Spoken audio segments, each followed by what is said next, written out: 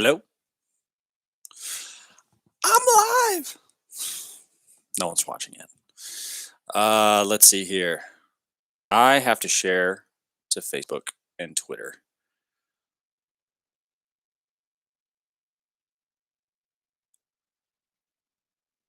Uh, you know what I don't like about the Twitter share part? The via YouTube. Let's try and get the fucking gosh, YouTube.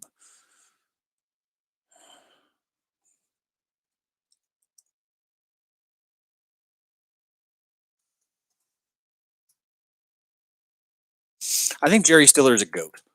I think that's and for those who don't understand the phrase goat means greatest of all time. And Jerry Stiller died today, or late last night.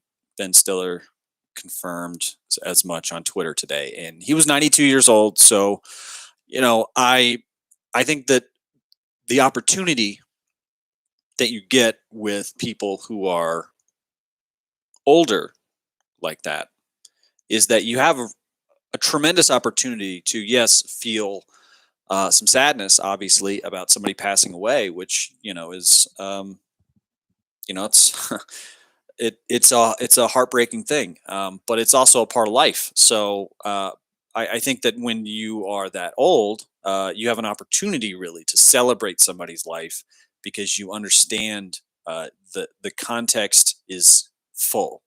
You have complete context for who Jerry Stiller was, and I this morning watched some outtakes between him and Julia Louis Dreyfus, where he's basically challenging her to a fight.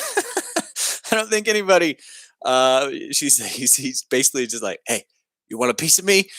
And she just can't stop laughing because he's so good at cantankerous old man, and he was perfect for that show because he was so weird. And I think that that's the one thing that you know Jerry Stiller and a lot of really good actors like that embrace. They just embrace the weird. I think people who embrace weird things in life are advantaged, really. I mean, if we're being totally honest, you do. If you embrace the strange things about yourself, you're gonna go further. That's just my opinion.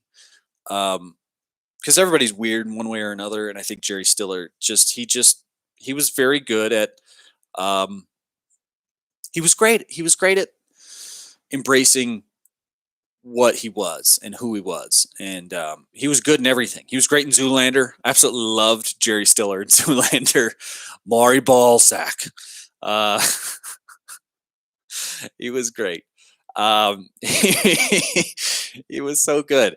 But you know, kind of a sad thing. But also, I think an opportunity to enjoy the moments that Jerry Stiller made you laugh because he was so funny. So I wanted to mention that out on the start of the show today. I wanted to talk a little bit about the art of arguing, um, because there's an art to a lot of things, and I think arguing is one of those things in particular where if you don't understand, I've missed entirely on what a debate or how debates work, or how arguments work, arguing with another person. How does it work? Because I've recently had a couple of people in my circle who were arguing with one another, and they just can't see eye to eye on something. And I always you always have to know what the goal is, right? When you're getting into a conversation with somebody, you have to know what it is that you're trying to do. And I think for most people, they believe that the goal of an argument, and by argument, I guess basically what I mean is, some sort of a disagreement, right? You and another person or people hold polarized views on a subject. And they don't even necessarily have to be completely polarized. They could be gradually different, just by a matter of degrees. And you can still have a really bad argument. A bad argument is not a fight over the result. Um, this is maybe one of the biggest things that you have to know going into an argument. Argument's not about the result. Argument is a battle over who gets to frame the conversation. Um, that's that's what an argument is. Um, and so that's the very first thing. And for those of you who are watching this and are not really aware of why I would be an expert on arguing, I basically was a professional arguer for, I don't know, over a decade, 11 years at least, where, I was a sports talk arguer. And the amazing thing about my career has been that, I have not, I've been under equipped. I didn't have the same amount of knowledge as the people I was arguing with. In sports, usually sports talk radio hosts are in their mid to late 30s by the time they get their first job, first real show host job. They're maybe 40 or 50 by the time that they get a really good big gig. And, I got an afternoon show when I was a sophomore in college with ESPN radio in the town that I was going to college in. And then, very quickly, less than 2 years later, I was in a top 35 market. So, that's that. For those who are not aware of how media ascension works, what the media hierarchy works, going from market 148 to a market 33 in one jump that's big. So the thing about my success was that I was really good at framing arguments because I didn't allow people any wiggle room. Once I framed the argument correctly, you can't help but agree. Because if you're excellent at framing arguments, you're going to get somebody to agree with you before you say a disagreeable thing. Um, and I think that that's really the power of persuasion is that you have to surreptitiously get somebody to accept your worldview. And, I think in particular with the COVID-19 crisis, a lot of what's going on right now is argument framing, right? What's most important? And so when people look at the stresses and outcomes of COVID-19, they look at two things, right? Mortality and pain, the disease and how it affects people directly. And then there is sort of a residual economic effect that impacts almost everyone. And I say almost because rich people aren't impacted by anything that in residual when it comes to economics. They're just not. I mean, even if you lose all of your equity, really all you're doing is you're just downgrading your lifestyle. You're not destitute, right? Because money's not real. I mean, people need to remember that money is a representation of a thing. It's not a thing. If your bank account has been empty for the last 10 years and you're still alive, you understand this. But for somebody who has just basically become so dependent upon the idea that you have to sustain a way of life that you identify with, then money becomes who you are in a lot of ways. And I would always caution against that. I don't think people should ever identify themselves by how much they make, but a lot of people do.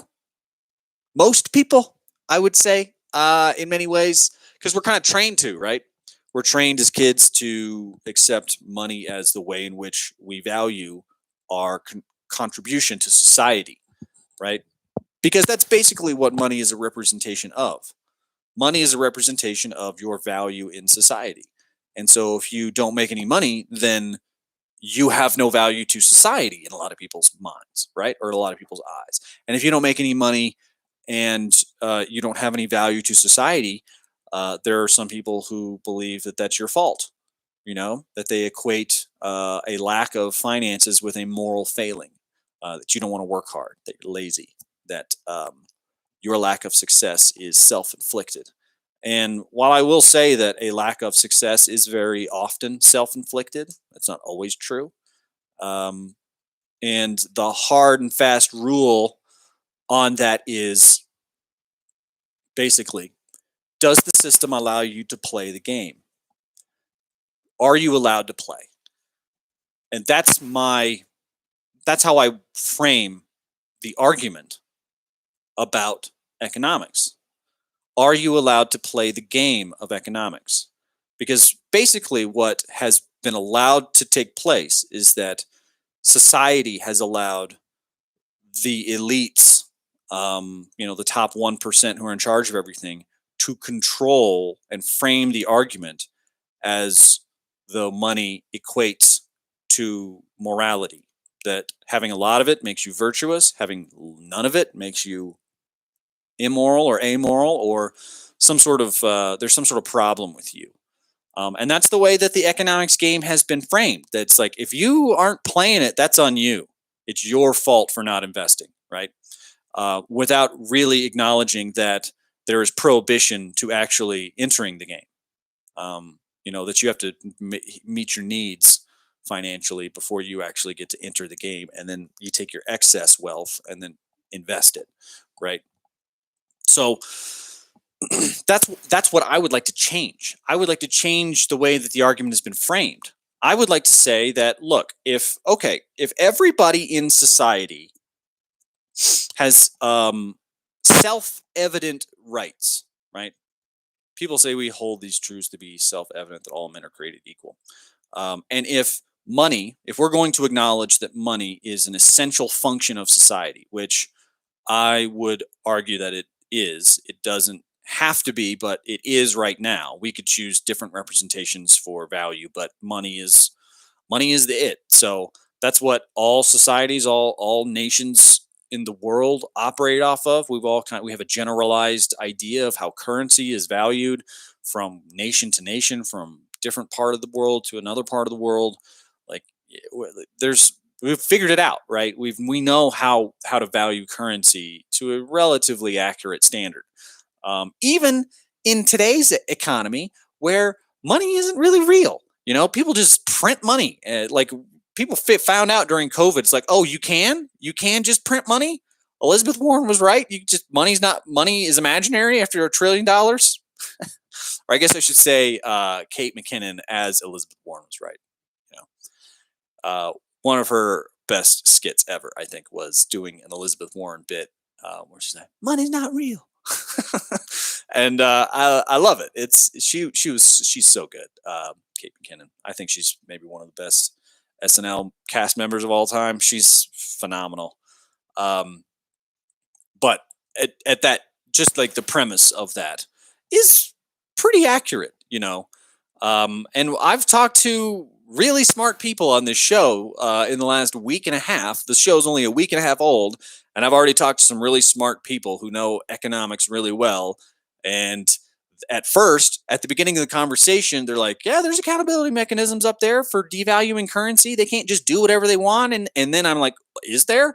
Federal Reserve's run by banks, and then that's what keeps the government in check, which will only really give a lot of money to other banks. They always bail them out, and they always bail companies out that the banks allow the bail operations. So what are you talking about? What's the accountability there? If they fuck up at the top, who's going to hold them accountable? No one? Oh, that's right. No one. That's part of what I would really like to change, But no, it's interesting. I think framing arguments is really, really important, regardless of what you're talking about. I think that the COVID-19 crisis, not just from an economic perspective, but people have been allowed to frame the COVID-19 crisis as, it hurts everybody. Your grandmother's life is not more important than my happiness, or my ability to make my family happy, or my ability to protect my family, right? Your right to protect your grandmother does not supersede my right to provide and protect my family. And that's basically what has happened in the COVID-19 management. Is basically the masses have won. Everyone who is insistent right now that they open up the government is saying open up the government because you have to. Otherwise, the economy is going to collapse, the country's going to collapse, and we're going to lose all this work, right? We're going to lose all of the stuff that we've built. While in reality, the stock market's fine. People have really been crunched. So really, what has happened is that now, the people who are in charge of at the top, basically, they have figured out a way to transfer the necessity for getting things going again from themselves to the large mass group, because they know exactly what they're doing. The system is always going to squeeze the people at the bottom the most so that they are incentivized to keep the machine moving. And there are a lot of things that could have prevented that from happening. We could have played it safe had we had UBI. We could have played it safe had there been a higher, better accountability mechanism at the top. Because then all of a sudden you'd be like, oh wait, you do have business overhead insurance because you're a responsible business owner who bought that, because you understand that insurance is how you how you make sure that you aren't destroyed by catastrophic events. It's always amazing to me, the people who preach this accountability all the time about how it's so important that you be financially accountable, that you be financially responsible, be fiscally responsible. And all the Dave Ramseys of the world just shouting at poor people like they know how to solve all their problems. It's like, it's that easy. Just get a job at McDonald's and save $500 a month. It's that easy. And you're like, no, it's not. It's not that easy. You don't know how much things cost because you don't buy things for yourself. You have somebody else buy it for you. You just look at a line item on your budget every month, which is big, and that's even if you look at it. Which I'm giving you credit for looking at your budget, which most people don't do. It's just it just comes off as so false. But the reason why they can get away with it is because they've been allowed to frame the argument. So you got to start reframing things. And the battle for how to frame an argument is not easy. It's not easy at all. You see it every single day on Twitter, which is one of the reasons why I still go on Twitter.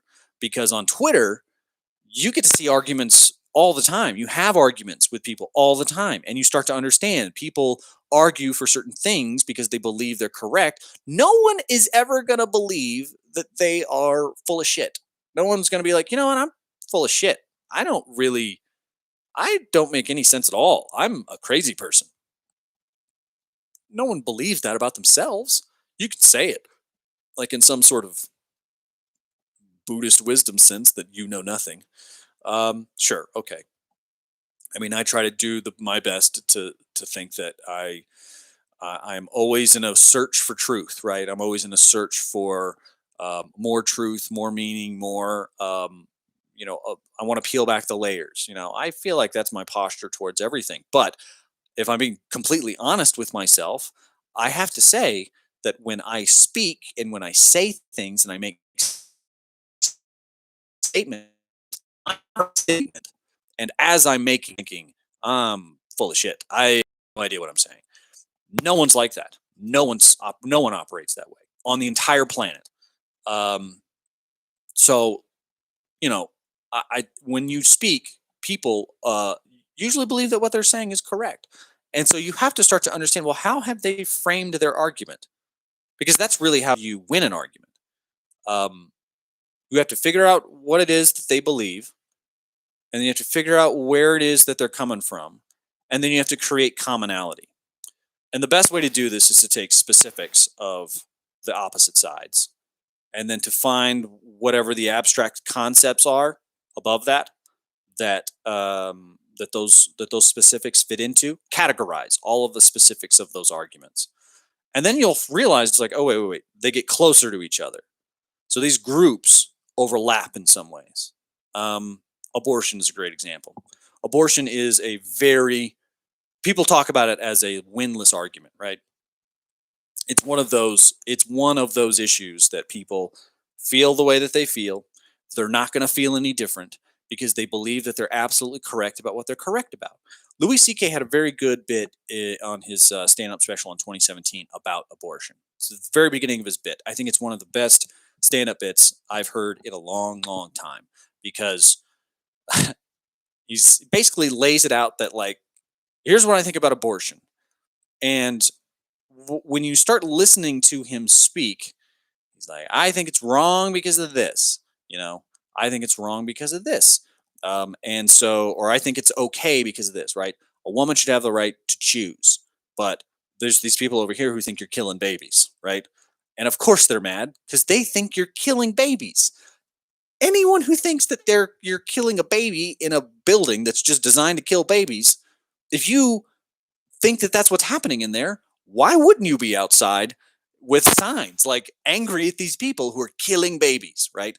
So if you view abortion as killing a baby, then you are making a standard argument for life, right? For the existence of life, right? Now, if you're on the other side of the argument, you are basically saying it's my right to choose what happens to my body. And there are all kinds of threats that pregnancy can put you through. There are all kinds of really bad economic situations that it can put you through. You could die during childbirth. That's a possibility. It's a fairly substantial possibility. Women die every day in childbirth. Every day, women die just from trying to have kids. It's an incredibly painful process. It's a process that basically monopolizes the next 20 years of your life, unless you're just a terrible parent. So, what we're talking about here is that if you are a pro-choice person, basically what you're saying is that the autonomy of a living being is important, and you have certain inalienable rights, and you have a right to know what happens to your body. You have a right to determine if something is going to threaten your life or if something is going to significantly diminish the quality of your life and the potential life of someone else.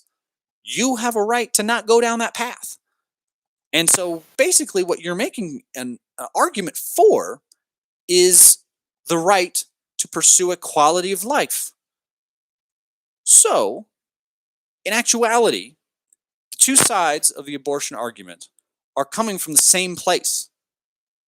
They're both advocates for life and well-being, and they're looking at it from two different perspectives. They're coming at it from two different angles, but they're going to the same place. They're the impetus of their argument, which is an incredibly powerful motivator, is life. Right? I've talked about this before on I Think Therefore. That, look, if you want to build out a morality system, the best way to do it is to build it off of the reality that your subjective consciousness experience is real. So your life has value. That is almost a universal truth in every single person's mind. That's what, like another part of Louis C.K.'s bit. He's like, the world is really just full of people who haven't killed themselves. That's what it is. The people who are here now, we're the ones keep doing this. Keep going. And it's because we all have an appreciation for what life is. We appreciate it to keep enough to keep doing it, right? We keep going. So there's that appreciation that every single person has. You just have to understand that, the thing that frames your argument is going to be your experience. But if you realize that all of a sudden, all of these people who are arguing with one another every single day about abortion, about the right of a child versus the right of a mother. Do mothers have rights? Do they?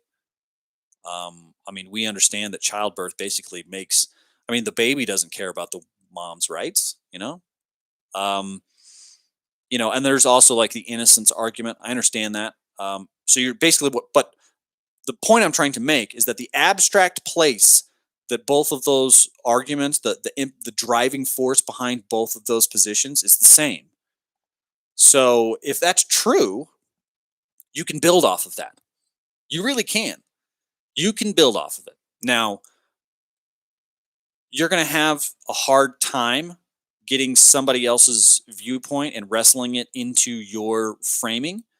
But the way that I frame the argument is it's a winner argument, because what you're saying is like, look, there are a lot of statistical arguments for the benefits of abortion to society. Crime goes down. There is less strain on the system. Most economists believe already that we're overpopulated. So you're starting to look at that and you're like, well, is it responsible to bring someone into the world at this point? I mean, a lot of parents go through that. A lot of parents have that question, you know, and a lot of people are, really desperate to have kids who can't, and so there's obviously there's a lot of give and take. There's a lot of back and forth there, and I understand that. Like there, once again, the problem is that if you get down into the specifics of the argument, you are never going to agree. What you have to do is you have to retreat back to where the common ground is, and then you have to start trying to solve the problem from there, where the common ground is. Um, and that's not something that people are willing to do a lot of times. But that's how you win an argument. Is you frame it. You win the argument by getting the framing down. If you are allowed to frame the argument in your terms, you're going to win. And so that's definitely a partisan strategy. That's the strategy that I've always used, which is why um, I will have a lot of people disagree with me from a distance, right? They'll take shots from the cheap seats, so to speak. But I will never have somebody just come out and just try to run roughshod over me in a verbal argument, because they know they can't. Because they know what I'm going to do, and I tell them beforehand. And they also know it's like, well, if I step into this and I try to wrestle away the framing of the argument from him, I'm going to need to I'm going to need to pack a lunch, because he's just going to retreat back to the abstractions until I'm forced to agree. And then once you get somebody agreeing with you, it's over.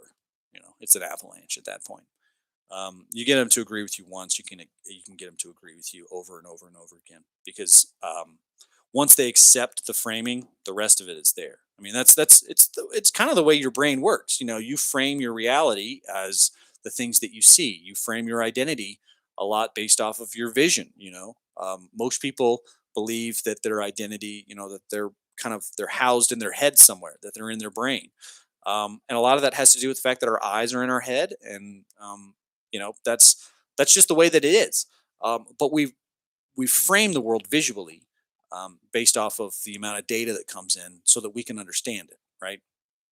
Because there's more stuff in the universe that we don't see, that at one point in our lives, when we were babies, we did see.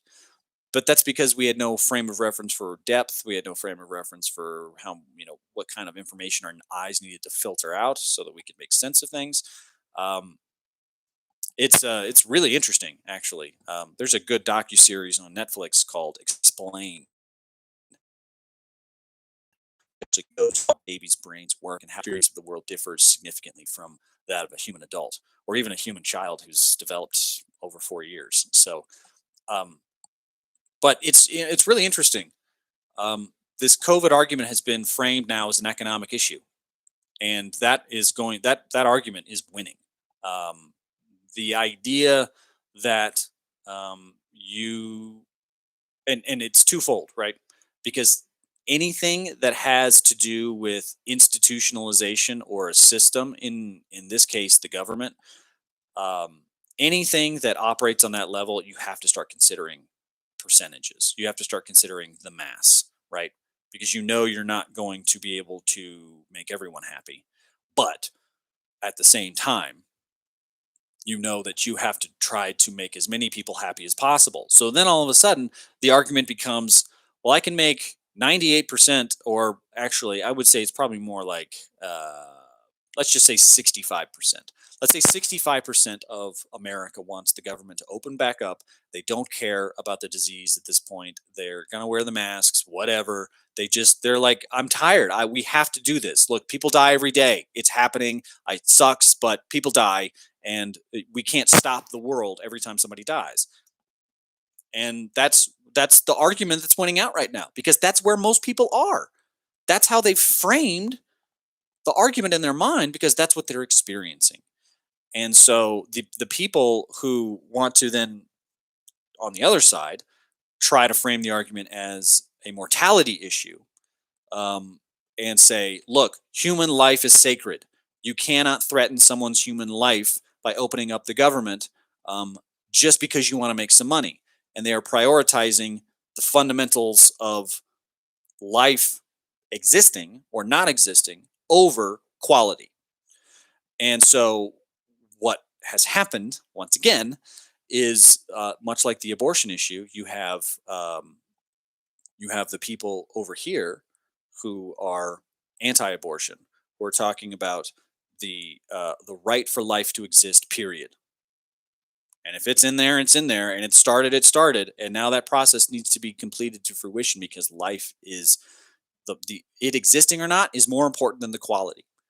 And then you have the people who are looking at it from a quality of life perspective and my experience and my right perspective over here, saying, look, abortion should be legal.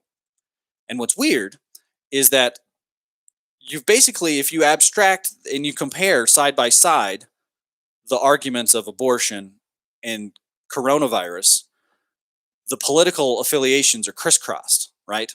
Because the people who want to open the government back up and people want to open the country back up are usually conservative and pro-life.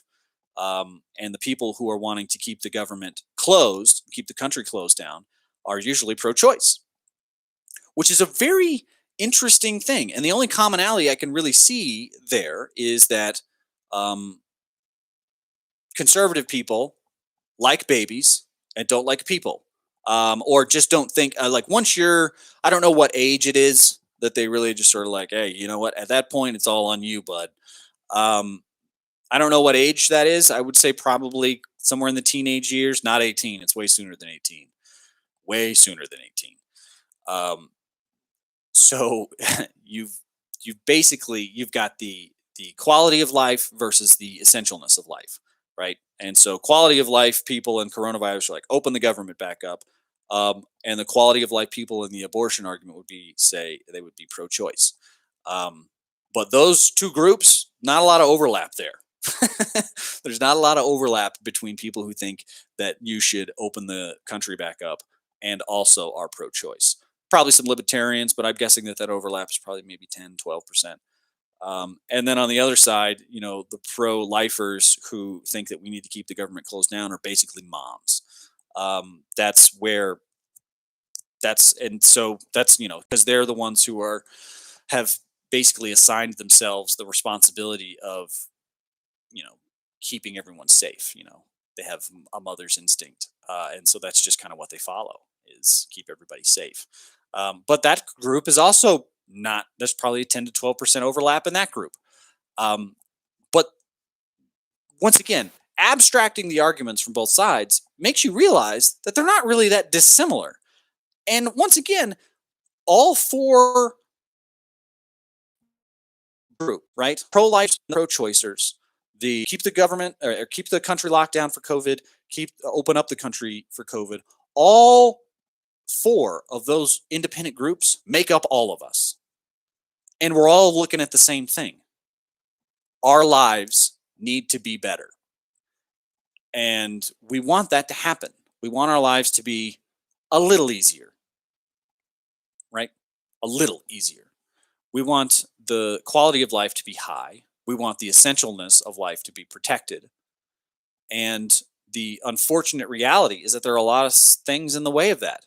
Sometimes a virus comes along. Sometimes a woman will get raped and she gets pregnant off of that, and there's nothing she can do about it. And it's a really awful situation.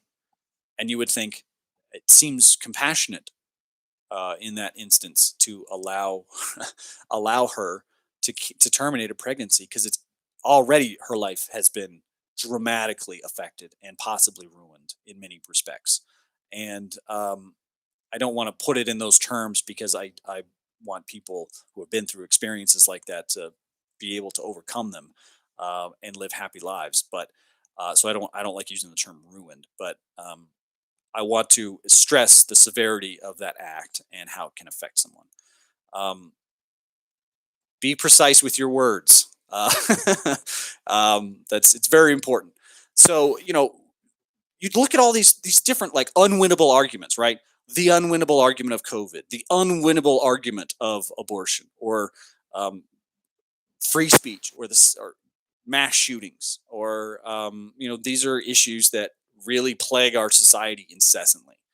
Um, and so you got to get to a point to where you understand where everybody's coming from, and it's pretty much the same place, just different. It's the same abstract place. You're just coming at it from different geographic locations. Really, that's the only difference. That's it. How has your geographic location affected your life experience, and how does that differ from the people that you're arguing with? Um, that's where the differences come in. But the abstractions are where we can find common ground. And I would really hope that people who watch this understand that the next time they go on Twitter and they start arguing and advocating for their position, instead of going directly at the front of somebody's argument and saying, you're wrong because you think this.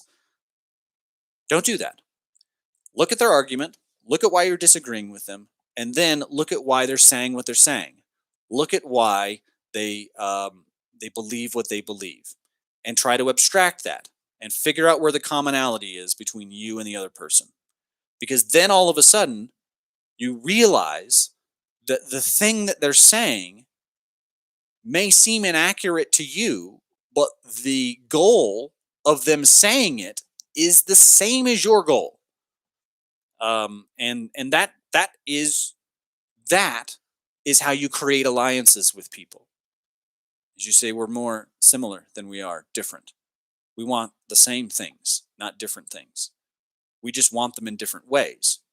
So really, it's a different flavor of the same ice cream, so to speak, from an argumentative perspective. All right, it's kind of a shorter episode today, just me. Tomorrow, we're going to have John Novosad on, who is a local comedian. He's here in Denver. He's absolutely fantastic. Love his stand-up. I think he's one of those guys who I hope to see doing specials someday. He's an older guy, but he's opened up for a lot of really good comedians here in Denver. You see him at Comedy Works all the time. He's on Twitter, so that's going to be tomorrow. Really looking forward to speaking with him. He's very funny, and I'm sure he will have plenty of thoughts on COVID and coronavirus and the lockdown, and people who are being dumb and being silly and getting out there. But I'm really excited about it. So that'll be tomorrow. But some mornings are shorter than others, right? Some mornings you're on the go and you got to get stuff done, and that's kind of one of these mornings for me. So I hope everybody enjoyed watching this episode. You can make sure to subscribe to my channel as well. I'll be putting some stuff up there. Also, big shout out to Brandon Perna, who gave me a great idea for a new video series that I'm going to try to put together. But I won't tell you, but you're going to, I think. And just to let you know, just to tell you what Brandon told me, he's like, this is a better idea than any idea I've ever had for my own show. And I was like, that's good. Thank you. I appreciate it. And it is a good idea. So I'm looking forward to it. And hopefully I'll get the first one out this week, but pretty excited about it. It's going to be a lot of fun. And I want to thank Brandon for that. Just give him a shout out. And I want to shout out everybody who's been watching this show. Please don't hesitate to join the live chat on YouTube. If you're watching this on Facebook or Twitter, please, by all means, just hop over to YouTube, join the chat. I'll talk with you. Ask me some questions. I'll answer anything. I think, and the other thing too is that once again, I have stopped. I'm really good at the argument combat stuff, but that's not really what I want to do. I would much rather just I would much rather have a fascinating conversation. My goal a lot of times in conversation and is to un, unearth information. Like I'm looking for stuff. I'm digging into things. I want to get at the heart of a matter. So um, that's what I want this show to be, and that's what I want this audience to remember. All right, guys, I'm out. Have a great day.